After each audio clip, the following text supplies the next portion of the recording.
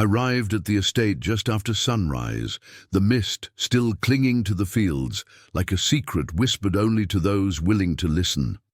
My family had sent me across the Atlantic to secure an agreement that would shape our future, yet nothing in those letters prepared me for the silence that lived inside this house. People moved gracefully through the corridors, each performing their roles with practiced precision, but it was the absence I noticed first. An absence shaped like someone no one mentioned. And yet, even in that quiet, something told me the agreement I came to seal would depend on her. But who was she, hidden in plain sight? Before we delve deeper, subscribe to the channel and tell us in the comments where you're watching from.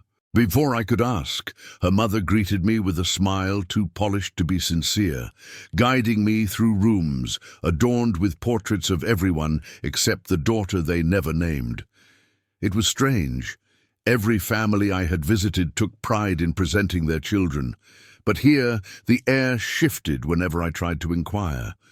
Servants exchanged glances, her sisters avoided the topic entirely. It was as if she were a shadow, allowed to exist only on the edges of their world. And in that silence I wondered, what kind of family chooses what not to show? More importantly, what kind of daughter learns to survive unseen? I first noticed her presence before I saw her form. The faint movement behind a half-open door, the soft rustle of a dress, the whisper of someone stepping back to avoid being recognized. When our eyes finally met, it was only for a heartbeat, yet something in that quiet gaze unsettled me. Something honest, unguarded, almost painfully real. She lowered her eyes instantly, as if trained to apologize for existing, and that was the moment I knew the invisible daughter was not invisible at all. She was simply unseen by those who should have loved her first. If you think this beginning holds secrets, wait until you hear what happened next. I found her outside that afternoon, where the estate opened into a field of trembling wheat touched by the wind. She stood alone beside the old barn, her hands folded, her posture composed in a way that suggested she had made peace with being overlooked. I approached with caution, not wanting to startle her, but she turned before I spoke, as if sensing the slightest shift in the air. There was dignity in her eyes, quiet, steady, unmistakable. For someone her family tried so hard to hide, she carried herself with a grace that didn't ask for attention, yet commanded it all the same. I realized then how wrong my first assumptions had been. When I greeted her, she seemed surprised that I spoke to her directly, as though she belonged to a world separate from the one I had entered. Her voice, soft but unwavering, held truths rarely found in drawing rooms filled with rehearsed politeness. She asked nothing of me, offered nothing beyond honesty, yet it felt like more than anyone else had dared. As the wind swept her hair away from her face, I noticed she did not shrink from the light. She simply didn't expect anyone to look. And in that small revelation, something shifted inside me. How many years had she survived like this, unseen but not broken?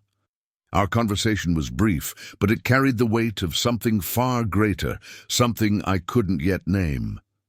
She told me about the land, about the harvest, about how storms could ruin a season if one misread the sky. It wasn't what she said that struck me, but how she said it, measured, thoughtful, without a trace of bitterness. Strength, I realized, doesn't need volume. Sometimes it speaks through steadiness, sometimes through silence, and sometimes through a woman the world refuses to notice. But what I learned next would change everything I thought I knew about her, and about why she had been hidden in the first place. The arrangement was presented to me in the drawing room, spoken with the certainty of a decision already sealed long before my arrival. Her mother spoke of alliances, her father of necessity, and her sisters of expectations they believed were theirs by right. Yet none mention a young woman whose eyes carried the weight of being chosen last. When they finally revealed her name as the one offered to me, the room fell into a silence so heavy it felt deliberate. She didn't protest, She merely bowed her head, as if accustomed to surrender, but I saw the tremor she tried to hide, and suddenly the agreement felt far more personal than political. She accepted the arrangement with a composure that unsettled me, not out of obedience, but resignation. When we spoke privately, she apologized for not being the bride they wanted to present, as if her entire existence required an explanation. I remember telling her gently that I sought honesty, not perfection, though I wasn't sure she believed it. As she lifted her gaze, something unspoken passed between us, an understanding, fragile yet unmistakable. She whispered that she had learned to expect little, and that expectation had protected her more than hope ever did. In that moment, I realized how deeply her family had shaped her silence. In the days that followed, I began to notice what others ignored. The way she tended to her younger siblings with quiet devotion, the way she paused before speaking, measuring the space she was allowed to occupy, and the way she carried a truth she never voiced. She had grown used to being invisible, but never numb. There was strength in that, strength I had not recognized before. As our wedding day approached, I found myself thinking less about duty and more about the woman I was about to marry. What secrets had she learned to bury, and why did I feel that uncovering them would change not only her life, but mine as well? Days after our quiet wedding, a storm swept across the countryside with a fury neither of us expected. The sky darkened early, and the wind rattled the windows of our new home, a place still unfamiliar to both of us. She had been tending to the lanterns when I found her standing alone in the dim hallway, her breath uneven, her hands trembling, just enough to betray what she refused to say. The storm was not what frightened her. It was a letter she had just received from her family, written with words sharp enough to bruise the heart. She tried to hide it, folding it quickly, but I had already seen the pain flicker through her eyes. When I asked what troubled her, she whispered that marriage had not changed her place in their world. They still saw her as the daughter who should have remained unseen. It wasn't anger that broke her voice, but sorrow so old it had learned to live quietly inside her. I took the letter gently from her hands, not to invade her privacy, but to share the weight she had carried alone for years. Standing there, listening to her speak truths she had buried under silence, I felt something shift within me, an urge not to rescue her, but to stand beside her. For the first time, she allowed herself to cry, not loudly, but with the delicate restraint of someone unaccustomed to being held.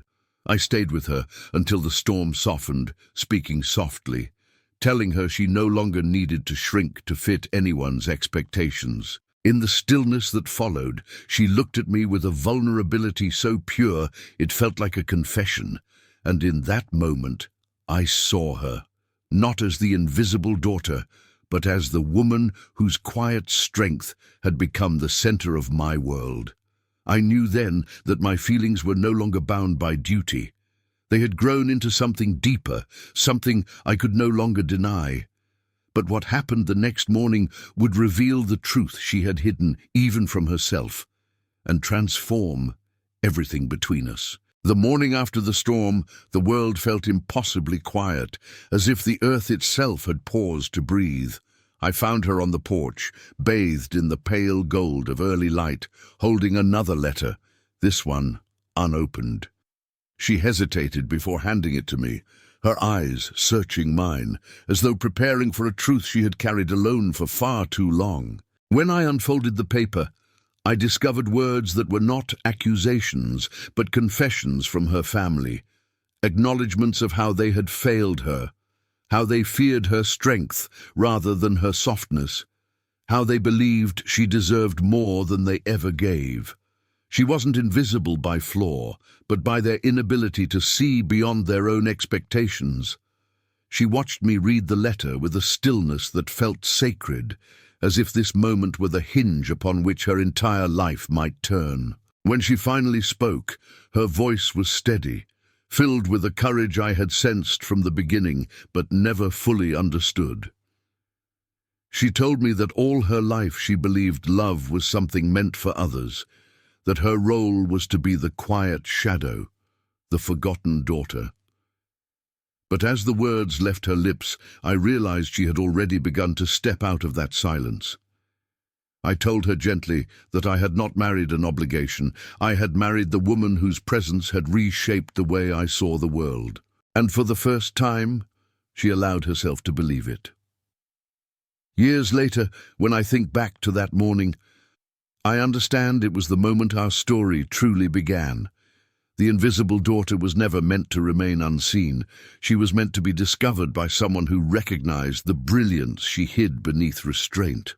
Our home became a place where her voice grew, where her laughter filled halls once defined by quiet, where her strength shaped a life neither of us had dared to imagine. And now, with time as our witness, I know with certainty she was not the choice arranged by duty. She was the destiny written long before either of us arrived.